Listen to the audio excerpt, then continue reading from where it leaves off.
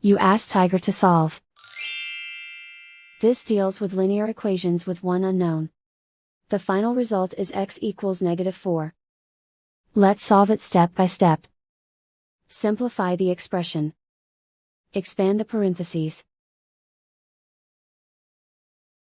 Simplify the arithmetic.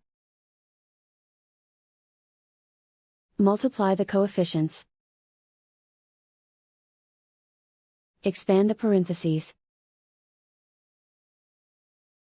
Simplify the arithmetic. Group like terms. Simplify the arithmetic.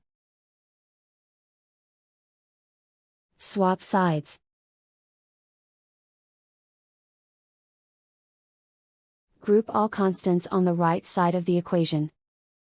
Subtract 27 from both sides. Simplify the arithmetic.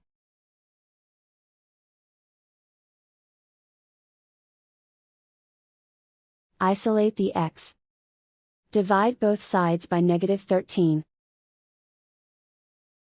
Cancel out the negatives. Simplify the fraction. Move the negative sign from the denominator to the numerator.